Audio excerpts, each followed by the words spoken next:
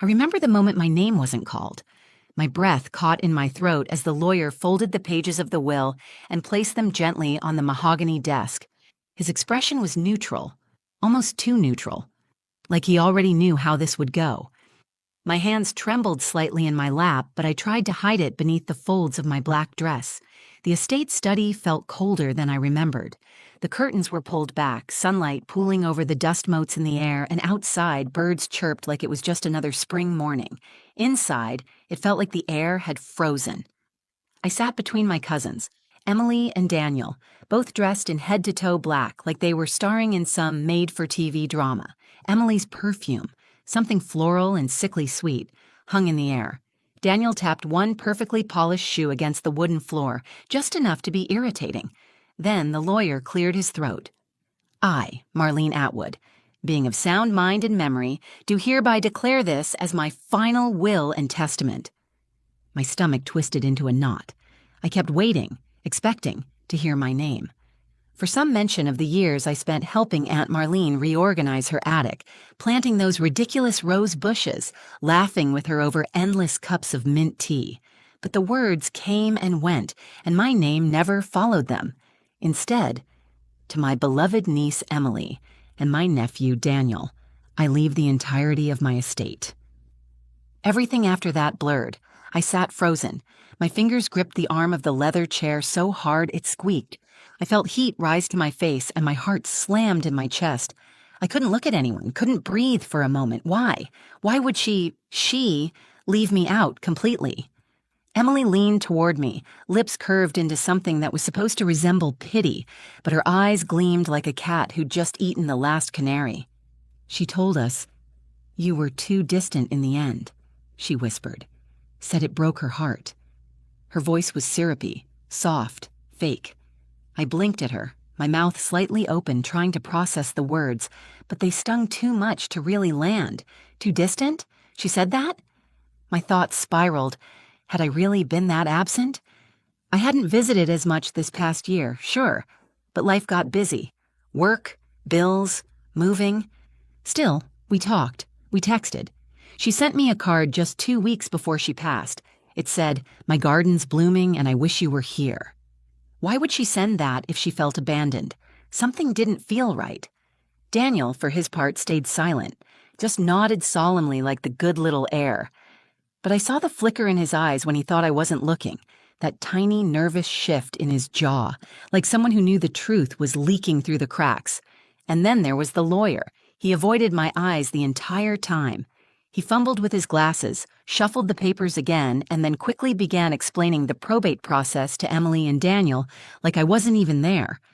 I stood up slowly, my legs were shaky beneath me, but I forced a small, polite nod toward the lawyer. "Thank you," I said, my voice barely above a whisper. Emily smiled again, tight, smug, like the kind of smile you give someone who just lost a game they didn't even know they were playing. As I turned to leave, I caught a glimpse of Mrs. Hawthorne, the housekeeper, standing quietly in the hallway. Her eyes met mine. She didn't say a word, but there was something there, something unspoken, something heavy. She looked concerned, and just as I passed her, she reached out, slipped a folded note into my hand, and walked away. I didn't open it until I got into my car. It said, "Meet me by the greenhouse." Midnight. I stared at that note in my hands for what felt like forever. The paper was slightly crumpled, folded neatly like it had been waiting. The handwriting was unmistakable. Mrs. Hawthorne's looping script, steady and exact, just like the way she polished Aunt Marlene's silver or arranged the tea service every afternoon at 4, the greenhouse. I hadn't stepped foot in it since the last time I visited, 6 months ago. It was always Aunt Marlene's favorite place, quiet, humid. Smelled like earth and lemongrass. She used to joke that it was her little jungle, her secret hideaway from the disaster of humans. Back then, I didn't think much of it. Now, I was thinking about everything. Driving home that day, I kept hearing Emily's voice on loop. She said you were too distant, over and over like a song I hated but couldn't stop singing. But here's the thing. Aunt Marlene never made me feel distant. Even when life pulled me in every direction, when I was juggling work and bills and barely had time to think, she always left the door open, literally. The last time I drove out here, she greeted me barefoot in the garden, her hair in a messy braid, dirt on her fingers, arms outstretched like I hadn't missed a beat. "Finally, my girl's home," she said, pulling me into a hug that smelled like rosemary and soil. She never judged, never made me feel guilty. She just loved me. So why would she leave me out of her will? That night, after I parked just beyond the estate gates, I walked through the back gardens, flashlight clutched in one hand, note in the other. Every step felt heavier than the last. My boots crunched softly over the gravel path, the chill in the air biting at my cheeks. The greenhouse stood ahead like a glass skeleton, glowing under the moonlight, half covered in ivy. I hadn't realized how eerie it could look at night. Inside, it was warmer. Steamy, almost.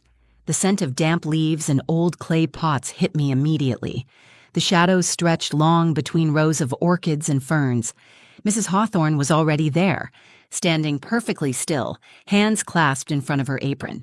She didn't say anything at first, just looked at me like she was trying to decide if I was still the little girl who used to chase butterflies around the hibiscus plants.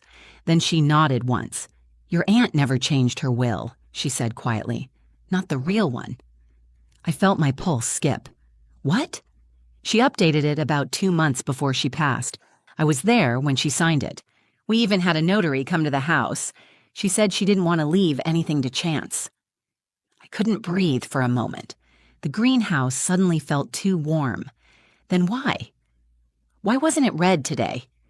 Mrs. Hawthorne reached into her coat pocket and pulled out a small flash drive. She placed it gently into my palm, like it was made of glass. "Because someone made sure it wouldn't be," she said. "But your aunt, she thought that might happen." I stared at the flash drive. It felt unreal, like I was holding a secret too big for one person to carry. My fingers tightened around it instinctively. Mrs. Hawthorne stepped closer. Her eyes, usually so calm, were sharp with quiet anger. "She trusted you. She told me, if anything happens to me, give this to her." I swallowed hard, heart pounding in my ears. "Watch it," she said. "Then you'll understand everything." I didn't sleep that night. The flash drive sat next to my laptop for hours before I worked up the nerve to click play. I just stared at it, trying to slow my racing thoughts. What was on it? A letter? A video? Would it confirm what I hoped, or what I feared? When I finally plugged it in, the file was simple. No password, no encryption, just a single video named Final Will, March 7th. The moment it opened, I stopped breathing. There she was, Aunt Marlene, sitting in her favorite chair. The faded velvet one with the frayed armrest from where the cat used to scratch. She looked tired, but alert. Confident even. Her voice was clear. "This is Marlene Atwood," she began, looking straight at the camera. "This is to confirm that today I am signing an updated will. I am of sound mind, and this is being witnessed and notarized." My hands flew to my mouth. In the corner of the frame sat a man in a tan blazer, flipping through a folder. "I'm Daniel Collins, licensed notary. I'm here today at the request of Ms. Atwood." She turned to him and smiled. "Thank you, Daniel." Then she turned back to the camera. "To be clear, I want my entire estate, including the property, financial assets, and personal belongings, to go to my niece, my name." I felt something catch in my chest, like a breath I'd been holding for months finally escaped. "I love my family," she said gently, "but this estate, it's always belonged to someone who understands it, who lives it, and that's her." Tears blurred my vision, but I kept watching. Every word etched into my bones. She wanted me to have it. She trusted me. She hadn't changed. They had. The video ended with her signature, the notary's stamp and a timestamp. March 7th, 11:12 a.m. 2 weeks before she died. 2 weeks before they locked me out of her house. I sat back in my chair, heart pounding so hard I could feel it in my teeth. 1,000 thoughts raced through me. Who had seen this? Why wasn't this version read at the estate meeting? Someone had buried this. I pulled out the original letter from the lawyer's folder, the one they read at the estate, dated March 1st, a week before this video. So the question wasn't whether Marlene changed her will. The question was, Who made the original one disappear? And then, something even darker crossed my mind. Someone knew about this video, and they still pretended I didn't exist. I needed answers. Real ones. I needed someone who could confirm this wasn't just a sentimental recording. Someone outside the family, someone with a license and a reason to tell the truth. I picked up my phone and searched the notary's name. Daniel Collins, certified notary, retired early 2023, living in Crestwood County. He was only a few hours away. The next morning, I called him. I didn't even know what I was going to say. My voice shook the entire time. But as soon as I mentioned Aunt Marlene, he said, "I remember her. Lovely woman. She insisted we film the signing to protect her niece." He paused. "That wasn't the will they read, was it?" I said nothing. I didn't have to. He sighed. "I'll get in touch with the state registrar. If someone forged something, it won't stay buried for long." I hung up the phone and just sat there. Everything I thought I lost wasn't lost. It was stolen, and I was going to get it back. By the time I pulled up to the estate the next morning, the clouds had rolled in thick and gray, like the sky knew a storm was coming. I hadn't called ahead. I didn't want to give them the chance to hide anything else. As I walked through the heavy front doors, I half expected to be stopped. But the place was quiet. Almost too quiet.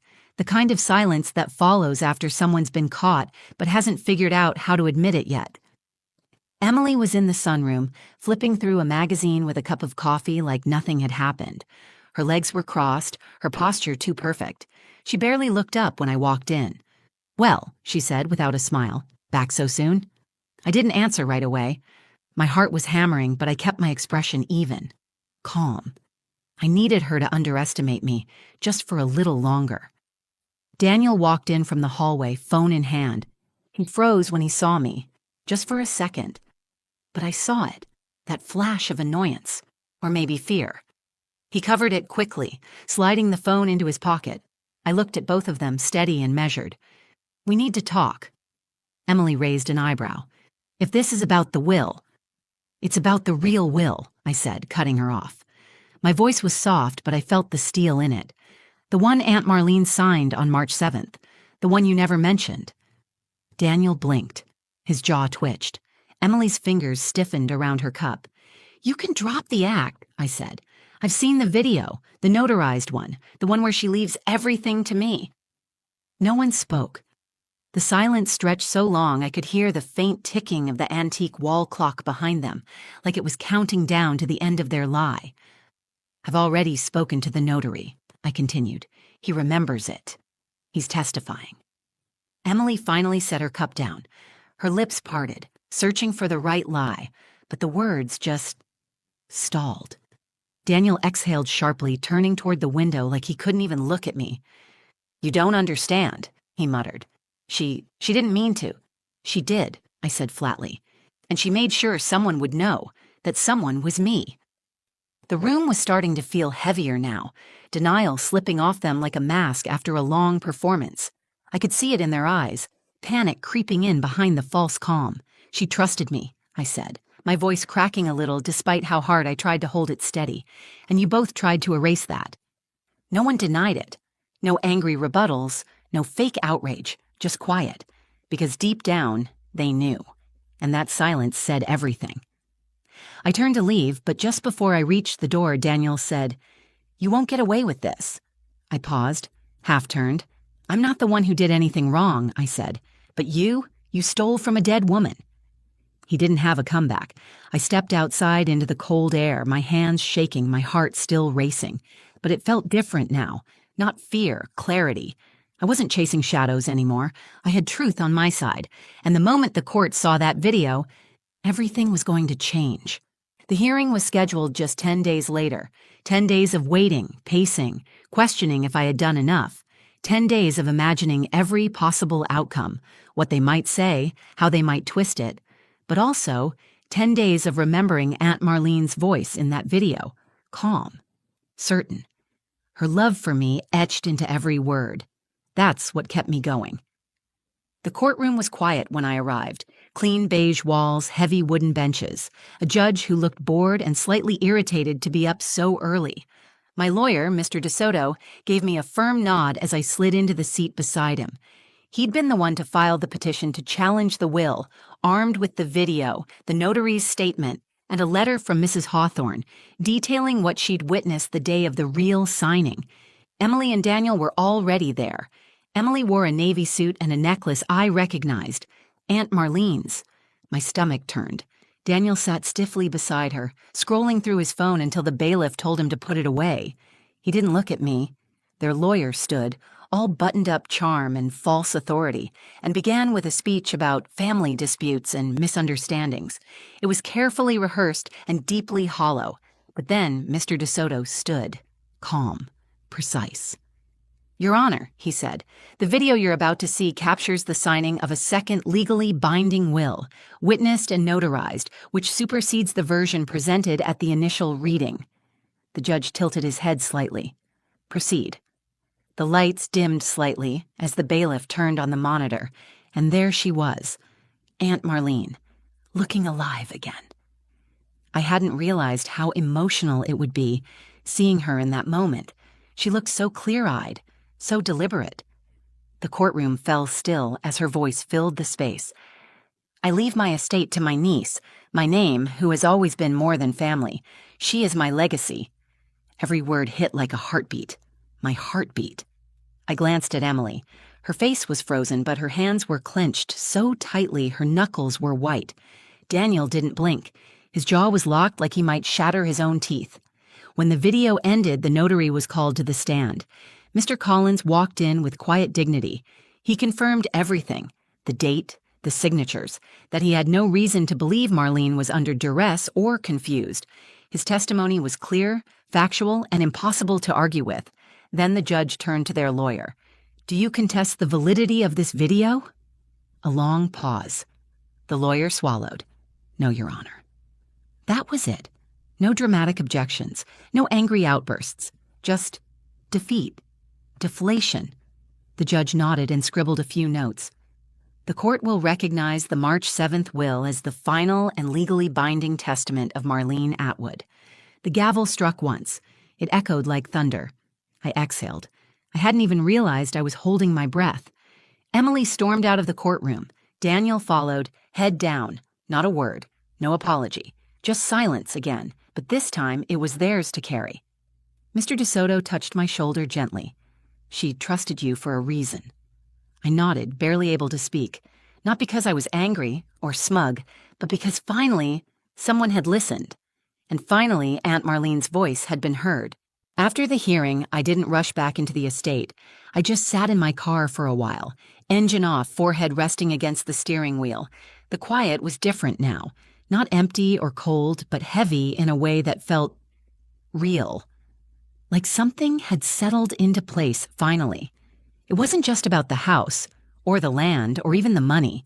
It was about her, about being seen, about not letting someone rewrite the truth after she was gone. I walked through the front doors the next day and everything felt sharper. The air, the light, the silence.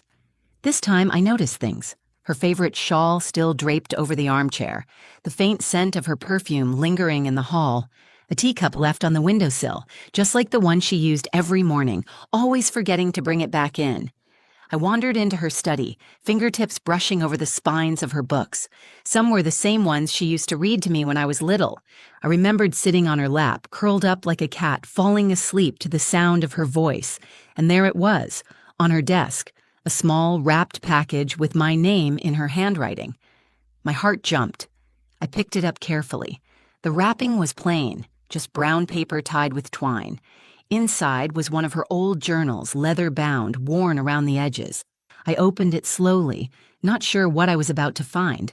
On the first page, she'd written, "For the daughter I chose. If you're reading this, it means you kept your promise, even when it wasn't easy. Thank you for loving me exactly as I was." I didn't even try to stop the tears. I let them fall, hot and heavy, onto the page, because that's what all of this had really been about. Not about proving Emily or Daniel wrong, not about fighting for an inheritance. It was about making sure Aunt Marlene wasn't erased, about honoring what we had, quiet, honest, imperfect, but real. Over the next few weeks, I started putting the pieces back together. I stayed at the estate, sorting through memories, deciding what to keep, what to donate, what to breathe life into again. Mrs. Hawthorne helped. She never said, "I told you so," but I could see it in her smile. That quiet satisfaction of knowing the right person had finally come home. Sometimes I'd catch her in the garden, humming while trimming back the roses. Aunt Marlene's roses, the ones we planted together the summer I turned 12. I think that's when I knew. This wasn't just a house anymore. It was her. It was Sunday dinners and lavender soap and handwritten notes left in books. It was warm baths when I had a fever and belly laughs over tea. It was a lifetime of tiny kindnesses no will could ever measure, and now it was mine to protect. Looking back, I've learned something I'll never forget. When people lie, they usually expect you to stay quiet, to doubt yourself, to walk away. But when someone loves you the way she did, they leave you the truth. Sometimes it's hidden in a flash drive, sometimes it's tucked in a journal, and sometimes it's just in the way the roses keep blooming, year after year, whether anyone's watching or not. So, yeah, that's my story. It still feels surreal sometimes, how close I came to walking away thinking I didn't matter. But if there's anything I've learned, it's this. Silence doesn't mean absence, and love, real love, leaves traces. You just have to trust yourself enough to follow them. If this story resonated with you, if you've ever felt overlooked or underestimated, I'd really love to hear about it. Share your story in the comments. I read every single one, and your voice matters here. If you felt something while watching this, if it made you think of someone you miss or someone you fought for, please like the video. It really helps more people find stories like this. And if you know someone who needs to hear this, share it. Text it to them. DM it. Stories can heal. They can open eyes. Also, don't forget to subscribe to the channel. I've got more stories coming. Real ones, raw ones, the kind that stay with you long after the video ends. And I'd love to have you with me. Thank you for being here. Really. Until next time.